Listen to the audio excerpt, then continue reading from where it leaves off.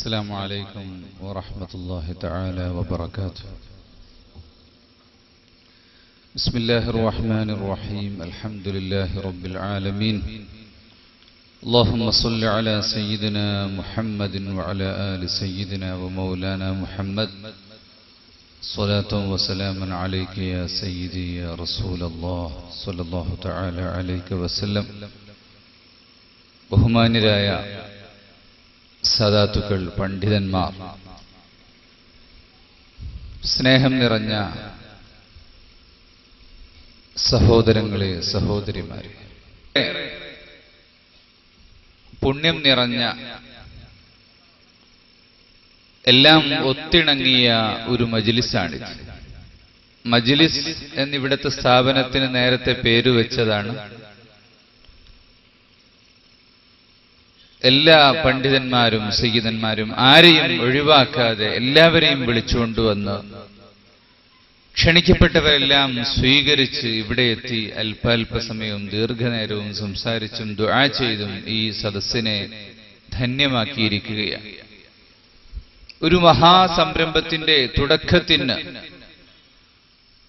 ഈ ഒരു പരിപാടി സംഘടിപ്പിക്കപ്പെട്ടതുപോലെ ഇന്നത്തെ ഈ മജ്ലിസിൽ നിങ്ങളെല്ലാം മനം നിറഞ്ഞ സന്തോഷത്തോടെ ഒരുമിച്ച് കൂടിയതുപോലെ ഈ ഭൂമിയിൽ ഒരു മഹാസൗധം പടുത്ത് ഉയരണം, ഈ സ്ഥിരമായ ഒരു കേന്ദ്രമായി ഇവിടെ മാറണം എന്ന പ്രവർത്തകരുടെ ആഗ്രഹമാണ് യഥാർത്ഥത്തിൽ ഈ ഒരു ഒരുമിച്ച് കൂടലിന്റെ പിന്നിലുള്ളത്.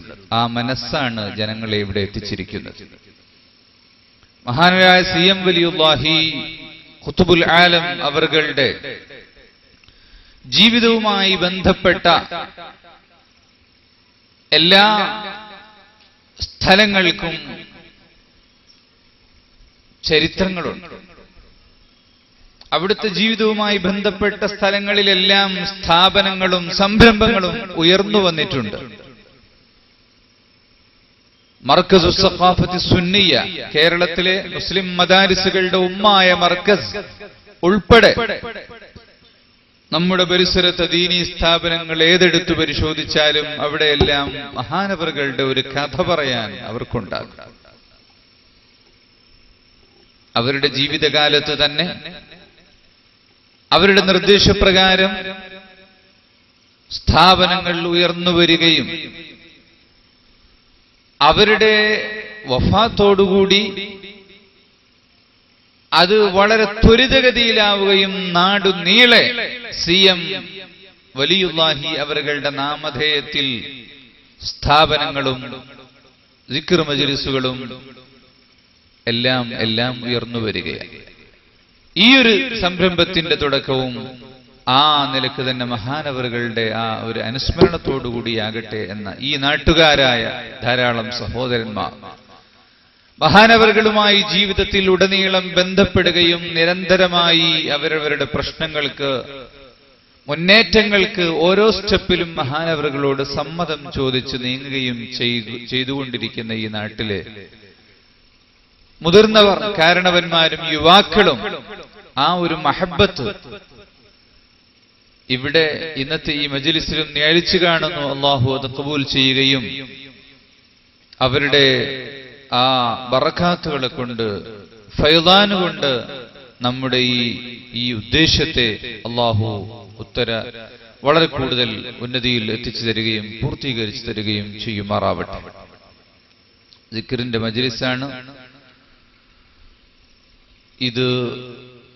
മഹാന്മാരായ സദാത്തുക്കളും പണ്ഡിതന്മാരും നിറഞ്ഞു നിൽക്കുന്ന, ദുആ ചെയ്യാൻ കാത്തിരിക്കുന്ന സമയമാണ്.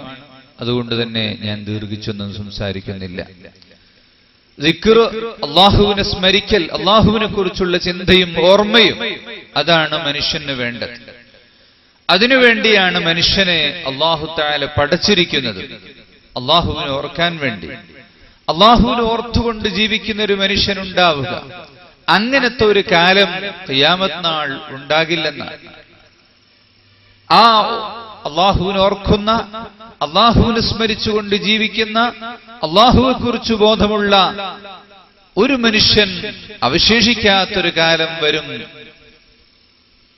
ദിക്ർ നഷ്ടപ്പെട്ടുകൊണ്ടിരിക്കുകയാണ്. യഥാർത്ഥത്തിൽ മനുഷ്യന്റെ നടത്തത്തിലും ഇരുത്തത്തിലും ഉറക്കത്തിലും എപ്പോഴും അള്ളാഹുവിനെ കുറിച്ചുള്ള ചിന്ത വേണം. ആ ചിന്തയ്ക്കാണ് ദിക്ർ എന്ന് പറയുന്നത്.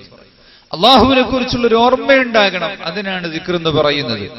ആ ദിക്ർ മനസ്സിലുണ്ടാക്കിയെടുക്കാനുള്ള പരിശീലനമാണ് പ്രത്യേകമാക്കപ്പെട്ട അൽഫാദുകൾ അത് തുടർച്ചയായി പറഞ്ഞുകൊണ്ടിരിക്കുന്നത്. സുബ്ഹാനല്ലാഹും അൽഹംദുലില്ലാഹും അല്ലാഹു അക്ബറും എല്ലാം ആ ദിക്റുകൾ പറഞ്ഞുകൊണ്ടിരിക്കുന്നത് യഥാർത്ഥത്തിൽ മനസ്സിൽ സുബ്ഹാനല്ലാഹ് സ്ഥാപിക്കാനാണ്, അൽഹംദുലില്ലാഹ് സ്ഥാപിക്കപ്പെടാനാണ്. الذين يذكرون الله قياما وقعودا وعلى جنوبهم ويتفكرون في خلق السماوات والأرض ربنا ما خلقت هذا باطلا سبحانك فقنا عذاب النار. ചിന്തിക്കുന്ന മനുഷ്യൻ, ഈ ഭൂമിയിൽ നടന്നുകൊണ്ടിരിക്കുന്ന കാര്യങ്ങളെക്കുറിച്ച് ചിന്തിക്കുന്ന മനുഷ്യൻ, ചിന്തിച്ചു പിടുത്തം കിട്ടാതെ അവസാനം അവൻ പറയുന്നു സുബ്ഹാനല്ലാഹ്, അല്ലാഹു അല്ലാത്ത പരിശുദ്ധനാണ്, അല്ലാഹു മഹാനാണ്, അവൻ പരിശുദ്ധനാണ്, എന്നെ കൊണ്ട് ഇതൊന്നും ചിന്തിച്ച് കണ്ടെത്താൻ കഴിയില്ല എന്ന് ശാസ്ത്രജ്ഞന്മാരും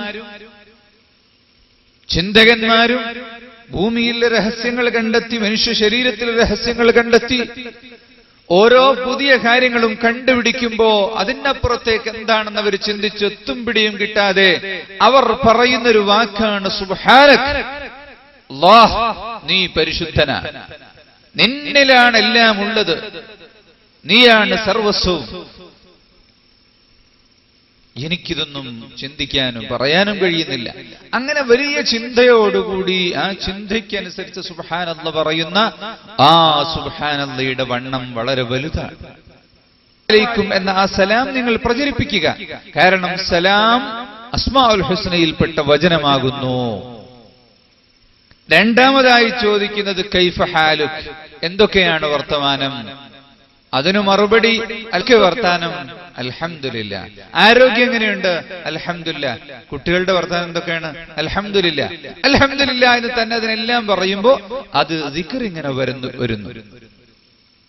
മകനിപ്പോ SSLC പാസ്സായി, വലിയ മാർക്ക് കിട്ടി, മാഷാ അല്ലാഹ് എന്ന് പറയണം. അപ്പൊ അവിടെ ദിക്റായി.